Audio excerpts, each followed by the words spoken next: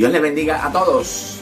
Bienvenidos a Biblia Estudio TV, tu canal de la buena noticia de salvación, tu instituto bíblico virtual.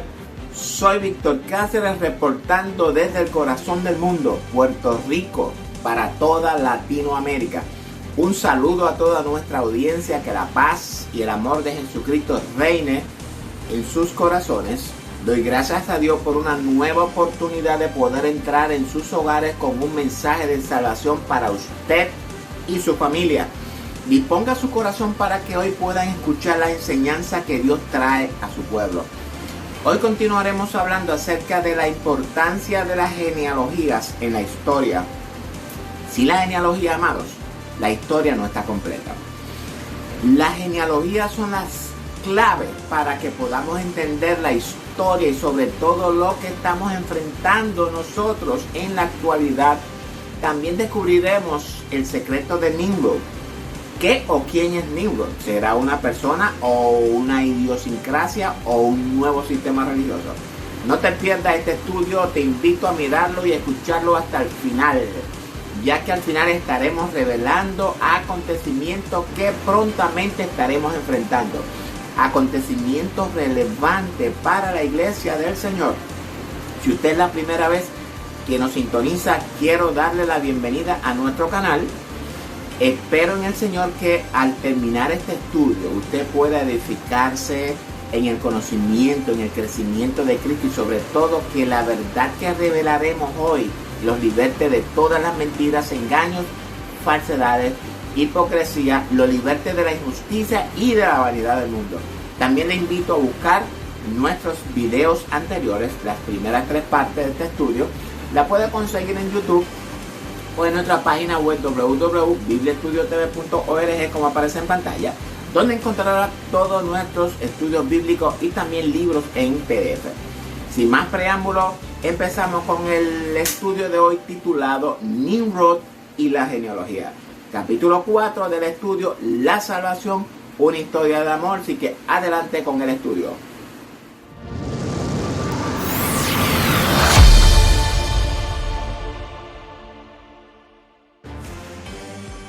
Bien, vamos a retomar el hilo donde nos quedamos en el capítulo 3. Y para retomar el hilo, vamos a leer nuevamente el texto que nos quedamos analizando, el cual se encuentra en Génesis 10 del 1 al 20. La escritura nos revela algo interesante, lo cual creo que le va como a poner los pelos de punta a algunos de ustedes. Los descendientes de los hijos de Noé. Estas son las generaciones de los hijos de Noé, Sem, Cam y Jafet, a quienes nacieron hijos después del diluvio. Los hijos de Jafet, Gomer, Magog, Medai, Jobán, Tubal, Mesec y Tiras. Los hijos de Gomer, Alkenaz, Rifat y Togarma. Los hijos de Javán, Elisa, Tarsis, Kitín y Donanín. De estos se poblaron las costas, cada cual según su lengua, conforme a sus familias y sus naciones. Bueno, Moisés, quien es el escritor bíblico de Génesis, guiado sus pensamientos por el Espíritu Santo en sus escritos, nos revela una verdad y a la misma vez nos la oculta. Explíquese, dirá usted. En este pasaje Dios está revelando verdades esenciales para que podamos entender todos los acontecimientos futuros. Y nosotros tenemos el privilegio como lectores o como estudiantes de la Escritura de descubrir cuál era el propósito de esta revelación y que seamos lo suficientemente sabios para aplicar esa verdad en nuestras vidas, buscando conocer más sobre el Dios viviente, su naturaleza y cómo funciona, para poder responder ante esa información con obediencia y participar de los planes de Dios. Otra cosa que debemos de entender es el tipo de escritura o la estructura que Moisés elabora para que solamente la iglesia, mediante el guía del Espíritu Santo, pueda interpretarla. Y cuando digo tipo de escritura me refiero a los recursos literarios que usa. Entiéndase, metáforas, tipologías, simbologías, alegorías, palabras, ilustraciones y otras figuras retóricas más. En las genealogías encontramos muchas simbologías, las cuales vamos a descubrir en este estudio. En los versos leídos nos revela que los hijos de Gomer y Javán poblaron las costas. Y aquí quedo conforme porque me indica la razón por la cual se enfatiza en los hijos de Gomer y Javán. Y cuando encontramos un énfasis, esto es importante que descubramos la razón por la cual se enfatiza en las genealogías. Cuando la Biblia pone el énfasis en algún personaje de la genealogía, como en el caso, ¿verdad?, de Gomer y Javán, no quiere llamar la atención. Hay un énfasis en estos dos personajes y nos revela que las costas fueron pobladas por sus descendientes. ¿Quiere decir que los demás hijos no son importantes? No, no quiere decir que los demás hijos no son importantes. Todos son importantes. Pero en los que se pone el énfasis significa que juegan un papel importante en la historia. Verso 3. Los hijos de Gomer, Arkenaz, que es Alemania, Rifat y Togarma. Estos pueblos los vemos en la profecía de Ezequiel actuando en contra de Jerusalén, y explico. Cuando un libro habla proféticamente se refiere al tiempo del fin. Todos sabemos que la Biblia no registra la historia de Judá después del regreso del exilio, salvo la historia de Esdras y Nehemías en relación a la restauración del templo y la ciudad de Jerusalén. Por tanto, si Ezequiel, Jeremías y Daniel y otros menores, que son los libros que registran proféticamente los acontecimientos futuros durante y después del exilio babilónico, no podemos entender que esas profecías ya se han cumplido. Por tanto, cuando en esta profecía se habla de Jerusalén y de ciudades en contra de Jerusalén, no podemos interpretar que se refiera a la Jerusalén terrenal o la del Viejo Testamento. Porque ya hemos aprendido que todas las profecías que se cumplen en el Nuevo Testamento se cumplen espiritualmente. Es decir, que estas ciudades que habla Ezequiel, los descendientes de Gomer, que harán guerra contra Jerusalén, no se refiere a la Jerusalén terrenal, sino más bien a la Jerusalén celestial, es decir, en contra de la iglesia actual. Esto lo repasaremos en la profecía de Ezequiel más adelante. Verso 4. Los hijos de Javán, Elisa, Tarsi, Kitín y Donamín. Estos pueblos también en las profecías en contra de Jerusalén celestial aparecen. Ahora bien, vamos a leer el verso 6, y estos versos son importantísimos porque escudriñarlos para que entendamos. Los hijos de Cam, y es aquí donde quiero el énfasis, Cus, Misraim, Fut y Canaán, que es el menor. Antes de entrar en Canaán, la última simiente de Cam, quiero que analicemos algo muy interesante, que si usted busca conocer la verdad, esto le va a interesar. Verso 7. Y los hijos de Cus, que no es otra cosa que Etiopía, Seba, Ávila, Rapta, Rama y Sapteca. ¿Cuántos son los hijos de Cus? 5 hijos. Seba, Ávila, Rapta, Sapta, Sarama y Sapteca. Y los hijos de Rama, Seba y Dedán. ¿Por qué el escritor enfatiza solamente en los hijos de Rama? ¿Por qué deja fuera los de los otros 4? ¿Por qué no nos da explicación como los anteriores? Aquí hay revelación. ¿Qué nos revela? ¿Qué Dios nos quiere revelar? Y usted, como un buen estudiante o lector de la Biblia, no puede dejar pasar desapercibido este texto. Dios, por medio de este texto, nos está tratando de revelar algo importante. Bueno, de acuerdo con la historia y con los eruditos rabínicos, un par de interpretaciones que podemos entender sobre estos dos personajes y su madre. Sí, y su madre, porque Rahama es hembra, amados. La confusión viene porque no hemos entendido que la genealogía incluye mujeres. Los 5 nombres de los hijos de Cus terminan en vocal A, entre las cuales hay mujeres. Miremos a la descendencia de Jafet. En la descendencia de Jafet hay por lo menos 2 mujeres. Entre las que se puede identificar a simple vista es Gomer, y por eso en el libro del profeta Osea encontramos a Gomer, hija de Dablaí, con la cual Osea se casó. Y como descendiente de Gomer aquí encontramos a Togarma, otra mujer. Es decir, que estamos viendo genealogías mezcladas. Pero no voy a abundar en este caso por el momento. Vamos a continuar ahora con Rahama, que es la estrella de la película de hoy. Y cuando el texto enfatiza en una mujer, y esto bien claro que lo entienda, esto no quiere revelar redención. No necesariamente que esta mujer sea producto de una redención, sino que revela una necesidad de redención, como veremos en la historia de Sara y Agar más adelante. Dice el texto que Rahama tuvo 2 hijos, a Seba y Dedán. Pregunta entonces, ¿quién es el padre de estos 2 hijos? Vamos a dar un paseíto por Génesis 25, donde nos habla de la descendencia de Abraham y Cetura, la segunda esposa después de la muerte de Sara. Abraham tomó otra mujer cuyo nombre era Cetura, la cual le dio a luz a Zimran, Joksán, Medan, Median, Isbac y Suba. Y Joksán engendró a Seba y a Dedán, e hijos de Dedán fueron la Azurín, Letusín y Lemusín, o Leusín que se dice. Estos textos necesitan exégesis.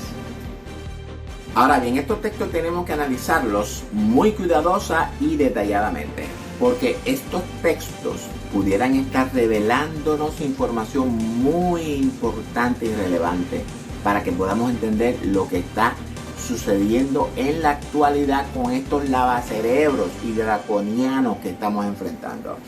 Dice el texto que Joksán, uno de los hijos de Abraham, engendró a Seba y a Dedán. Lo que estos textos nos pudieran estar revelando es que Joksán se casó con Rahama y engendraron a estos 2 muchachitos, a Seba y a Dedán. Pero vamos a olvidarnos de Seba por el momento y vamos a enfocarnos en Dedán. ¿Por qué? Preguntará usted. Porque el texto muestra un énfasis en la descendencia de Dedán. Y cuando el verso enfatiza en alguien es porque pretende revelarnos algo importante. Tenemos que aprender a cuestionar los textos, amados. ¿Por qué te enfocas en Dedán? ¿Qué me quieres revelar? Desde la creación, Dios viene revelando todo nuestro futuro. Dios quiere que su pueblo esté informado de todo lo que acontece en la historia de la humanidad desde la creación. La intención de Dios no es ocultarnos la información, sino revelarnos toda la verdad para que esa verdad nos liberte de todas las mentiras, falsedades y engaños que estamos enfrentando en la actualidad, amados. Antes de que Cristo regrese a la segunda vez a establecer su reino, toda la verdad que hay oculta en la Escritura tiene que ser revelada a toda la humanidad y a toda la iglesia, para que toda esta verdad sea para testimonio en el día de la ira del Cordero. Nadie va a tener excusa delante de Dios, la iglesia mucho menos, y el mundo pecador tampoco, porque hay nada encubierto que no haya de descubrirse, ni oculto que no haya de saberse. Es lo que nos dice Jesús en Lucas 12:2.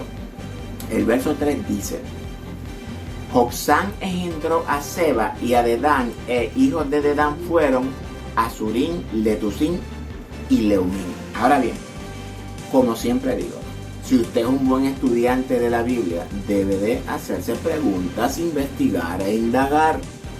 Y aquí es donde la puerca retorció el rabo. ¿Quiénes son los Azurín, los Letusín y los Leumín? Y antes de continuar, es importante que aprendamos que estos nombres están en plural.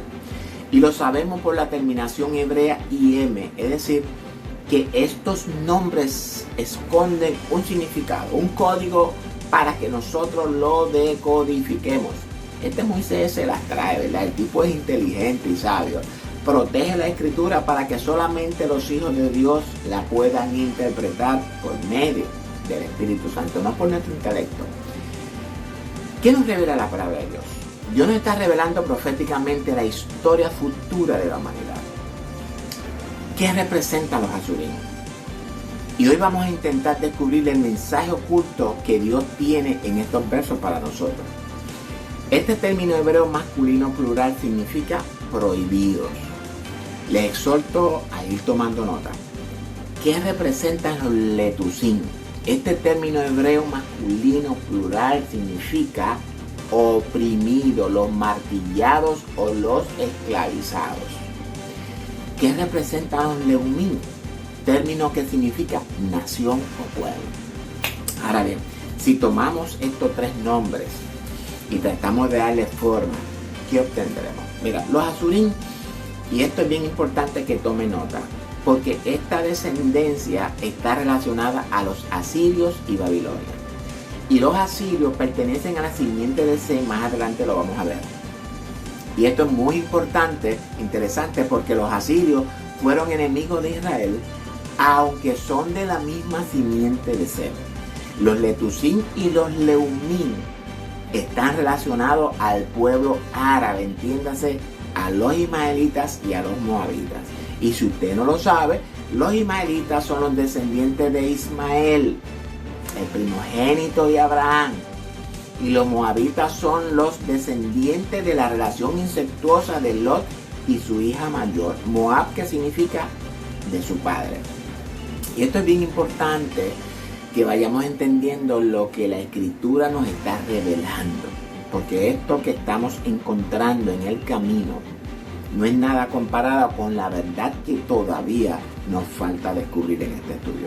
Es por esta razón que estoy llevando este estudio en una manera retroactiva. Es importante darnos cuenta de que en las escrituras del Génesis, Moisés usa muchas metáforas para ocultarnos la verdad, ya que todavía no era el tiempo de que esa verdad sea revelada.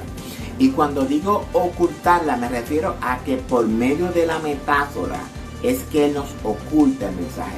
Y otra cosa, los árabes juegan un papel importantísimo en el tiempo del fin. Eso es bien importante porque este grupo islámico se unirá a la coalición del sistema babilónico en contra del pueblo de Dios. Entiéndase, a Jerusalén, no a la terrenal, sino a la iglesia, con el propósito de oponérsele a Dios por medio de su autoridad como dioses y señores de este mundo. Y todos sabemos que esta unión ya está en progreso en la actualidad. Recordemos que el fundamento de la religión de Satanás es que los hombres son dioses. Esa fue la promesa hecha a Eva por Satanás, por la cual ella se dejó seducir. Y esto que voy a explicar, espero que lo entiendan. Dios nos está revelando los pensamientos, las maquinaciones, las ideologías, las actitudes, la oposición de su propia creación, la cual se opone a su autoridad por medio de estos tres grupos. Y no solamente por medio de estos tres grupos, sino por toda la civilización completa.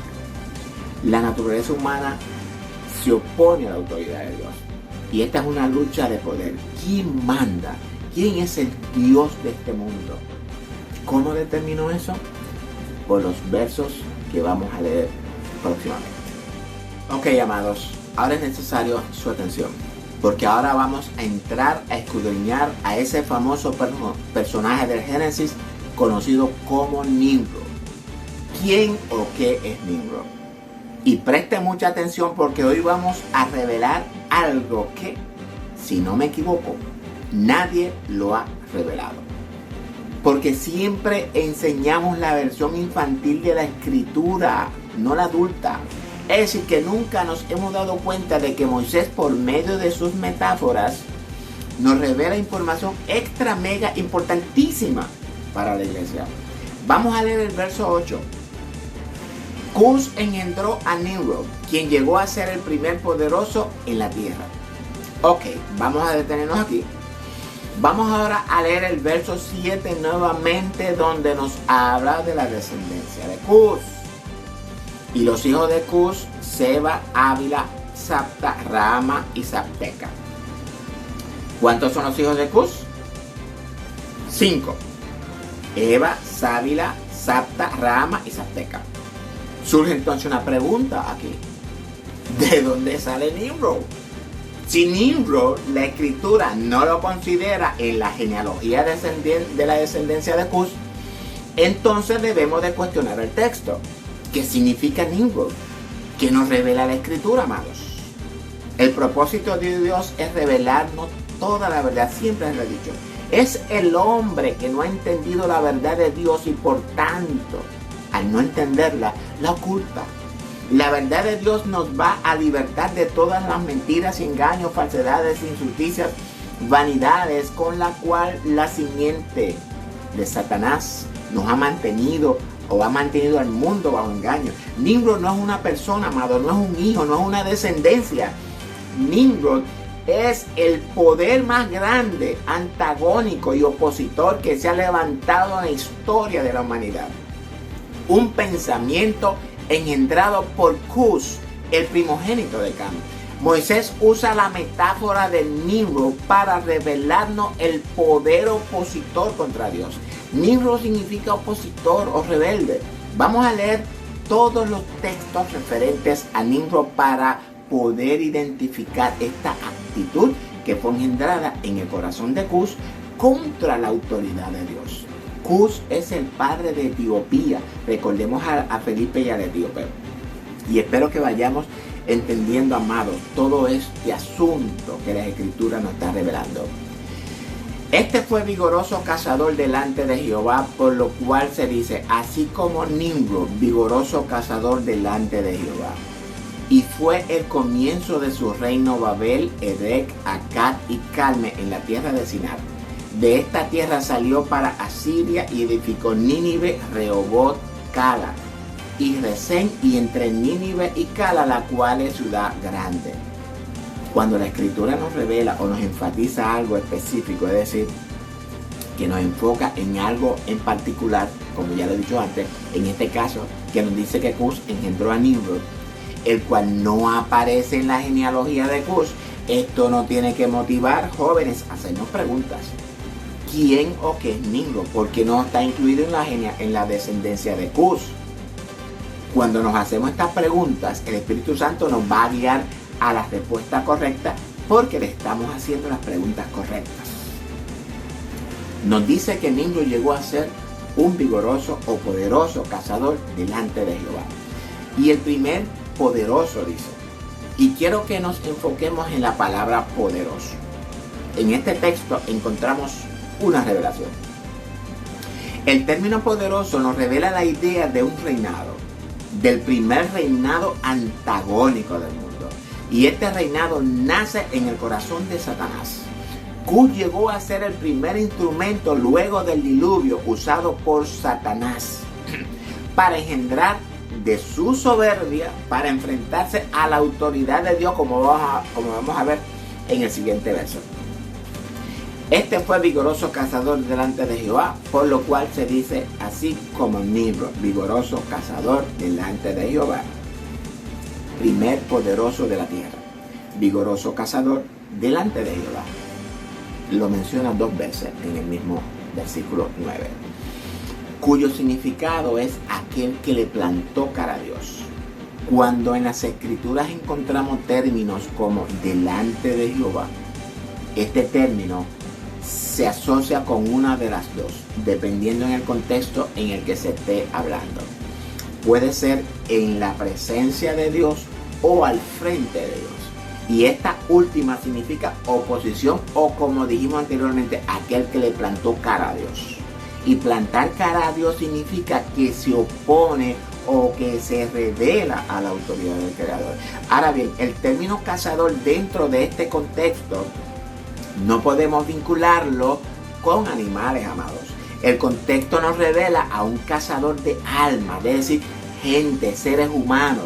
Es decir, que como cazador de hombres, Nimrod se sobreentiende, pues implícito a dicha actitud, que tiene el instinto de cautivar las mentes y el corazón para destruir sus presas. Característica principal del maligno, que solo busca matar, robar y destruir. Para lo cual le pone como cabeza del mundo, como nos revela Apocalipsis, que Satanás le dio todo su poder y autoridad, con el mismo espíritu asesino que puso en su simiente Caín, pero haciendo ahora un relevo gigantesco de su crueldad fratricida, es decir, el sacrificio de su hermano Abel. Nimrod representa al espíritu en contra de la autoridad de Dios, que opera en el corazón de todos estos hombres de renombre que han surgido a través de toda la historia de la humanidad. Es lo que nos revela Juan como el espíritu del anticristo. Líderes opositores a la naturaleza divina, a la autoridad divina, que su único objetivo es hollar, someter, destruir, esclavizar, violar conciencias, sacrificar personas a sus ídolos, sacrificar niños a sus dioses y sobre todo soberbios, orgullosos, perversos, maquiavélicos, llenos de maldad, de impiedad. Cus es el primogénito de Can, es el originador de este poder antagónico que se levantó y le plantó cara a la autoridad de Dios. Eso no los enseñan los líderes en nuestras congregaciones. No los enseñan. Dios no quiere que su pueblo, su iglesia, continúe viviendo en ignorancia de la verdad, amados. Este es el misterio, o mejor dicho, parte del misterio, porque todavía falta mucho que descubrir y lo vamos a descubrir. Pero este es el misterio que había estado oculto desde los siglos y edades, pero que ahora ha sido manifestado a los santos del Altísimo, porque nada hay encubierto que no haya de descubrirse, ni oculto que no haya de saberse. Y voy a dar por terminado este capítulo 4 hasta aquí, pero no sin antes rogarles que compartan este estudio bíblico con todos sus hermanos de la congregación, con sus familiares, con sus amigos y con todo el que usted quiera. Incluya un compartir en este video en la historia de su vida. Dios la recompensará. Y voy a decir lo mismo que dije en el estudio del retorno de Cristo. ¿Sabe usted qué? Lo que sucede, que nosotros hemos creído que con el libro de los Hechos la historia terminó. Y si usted no lo sabe, y aunque no hay otro Lucas en nuestros tiempos, nosotros estamos escribiendo la historia de la iglesia. Y por esta historia es que vamos a ser juzgados. Su historia, ¿cómo usted está escribiéndola? ¿O acaso hay alguien escribiéndola por usted? Ojo con el estilo de vida, iglesia. Todos nuestros hechos, pensamientos, actitudes, todas nuestras obras, buenas o malas, todo nuestro comportamiento, nuestras acciones y reacciones, todas nuestras faltas, errores, pecados, desobediencias, nuestras decisiones, rebeldías, nuestras mundanalidades, nuestra santidad también y nuestra rectitud, nuestros agrados y desagrados a Dios, todo está escrito en el libro de nuestra propia historia que lo estamos escribiendo. Sin embargo, todavía está a tiempo de corregir esa historia desagradable ante Dios y corregirla por una historia agradable. Es por su decisión. Les ruego que no se pierdan la continuación de este estudio en ninguna circunstancia. Vamos a continuar decodificando los textos de Nimrod. En este estudio Dios va a revelar cosas grandes y ocultas que no conocemos. Estamos en los tiempos del fin y esto no lo digo, ¿verdad?, para asustarlo, aunque la iglesia no debe de vivir en temor. Satanás es el que ha estado tratando de someternos bajo su temor, bajo su falsedad, mentiras y engaños. Si echamos una mirada a los años pasados, a los 2 últimos años, nos podemos dar cuenta de las mentiras, los engaños y las falsedades jóvenes con las cuales Satanás, por medio del sistema de la bestia, ha estado tratando de someter a toda la humanidad bajo su dominio. La iglesia fue creada, y esto bien claro, para enseñorearse de toda la creación de Dios. Todos los reinos nos servirán y nos obedecerán. Y esto es lo que nos enseña el Señor en el libro de Daniel 7, 26, 27. Y quiero leerlo para que lo internalicen en sus corazones, hermanos. Esta es una verdad que nadie ha querido nunca enseñarla. La iglesia tiene el derecho de saber cómo va a culminar su vida. ¿Cuál es la herencia que Dios tiene preparada para nosotros? ¿Y cómo es que vamos a reinar? Es su derecho. Pero se sentará el juez y le quitará su dominio para que sea destruido y arruinado hasta el fin. ¿A quién le será quitado el dominio para que sea destruido hasta el fin? Al sistema de la bestia o al anticristo, como lo identifica Juan. ¿Y qué va a pasar? ¿Qué Dios va a hacer con ese dominio cuando se lo quite? Vamos a leer el verso 27. y que el reino y el dominio y la majestad de todos los reinos debajo de todo el cielo se ha dado a quienes, al pueblo de los santos del Altísimo, cuyo reino es eterno y todos los dominios le servirán y le obedecerán. Este es el reino que heredaremos, amados. Pero este reino es solamente para los santos del Altísimo. Santo significa apartado para Dios, para que Dios cumpla su voluntad, su propósito y su plan en nosotros. Por tanto, amados, si Dios nos ha llamado a ser santos porque Él es santo, entonces tenemos que vivir una vida en santidad conforme a ese llamamiento que Dios nos ha hecho. Vivir crucificado con Cristo, crucificar nuestra voluntad, nuestro ego, nuestro viejo hombre, negarnos a nosotros mismos, tomar la cruz de Cristo. Y la cruz, esto implica sufrimiento, persecuciones, desaliento, tribulaciones, humillaciones, burlas, injurias, desprecios, rechazos, amenazas y por último hasta la muerte. Si a nosotros nadie nos ha enseñado lo que significa la cruz de Cristo, todo esto fue lo que Cristo tuvo que padecer por usted y por mí, porque nos ama. Dice Pablo que si padecemos por Él, si sufrimos por Él, también reinaremos con Él. El mundo no quiere conformar a este siglo. Quiere una sociedad desmoralizada, esclavizada, sin valores, sin libertad de conciencia, sin esperanza. Nuestros niños, juveniles y jóvenes, amados, hoy están siendo sometidos bajo una influencia totalmente satánica por medio de la música, de la televisión, del cine, de las redes sociales, los juegos de video. Y aunque parezca inverosímil, por las escuelas, colegios, institutos y universidades. Nuestros niños y jóvenes están siendo acorralados por las cuatro esquinas. No hay tregua para nuestra juventud. ¿Por qué a nuestros niños, a nuestros juveniles, a nuestros jóvenes? Nuestra juventud es la base de nuestro futuro. Si el sistema logra desarrollar una base para el futuro, una base moldeada a su gusto, una base sin Dios en el corazón, una base dominada por la inmoralidad sexual, una base sin amor, sin misericordia al prójimo, una base sin libertades, una base sin conciencia, una base llena de temor, de miedo, sin principios, y si continúo no termino. Si el sistema logra eso en nuestra juventud, Satanás ha logrado los deseos de su corazón: destruir o destituir a Dios y Él sentarse en el corazón de la humanidad como si fuese Dios. Y no tan solo de nuestros jóvenes, sino también de muchos corazones adultos en la iglesia. Y peor todavía, de jóvenes adultos que profetan ser cristianos. Si la iglesia no despierta, recapacita y vuelve en sí, como dijo el hijo pródigo, esto es lo que está profetizado. Mientras la iglesia siga participando de las actividades del mundo, amados,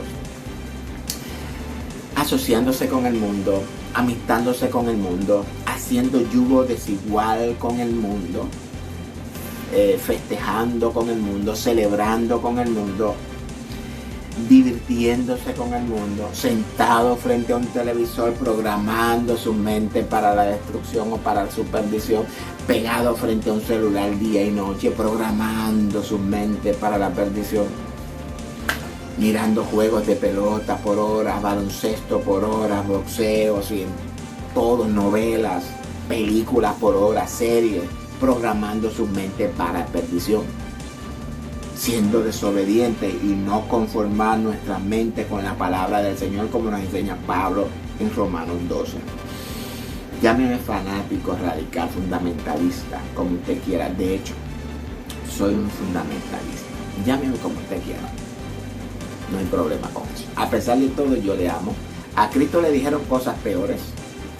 Y no lo dijo el mundo, lo dijo su propio pueblo. A pesar de todo, Él nos continúa amando.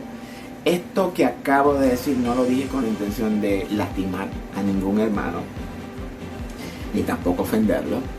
Lo hice con la intención de que despertemos a la realidad. Abandonemos al mundo y nos integremos 100% al reino de Cristo. Vivamos conforme al reino de los cielos, amados. Aprendamos a tener una mentalidad de reino. No hard feeling, ¿verdad? No. En el capítulo 5 continuaremos escudriñando a Nimrod Y también escudriñaremos lo acontecido entre Noé y Cam. ¿Qué fue lo que cambió? ¿Por qué Noé se enojó tanto? ¿Qué pecado tan grande cometió Cam? ¿Quién es Canaán? Esto y otras interesantísimas preguntas vamos a contestar. Algo bien interesante. Será entonces hasta la próxima, si así el Señor lo permite. Soy Víctor Cáceres reportando desde el corazón del mundo, Puerto Rico, para Biblia Estudio TV. Dios le bendiga a todos.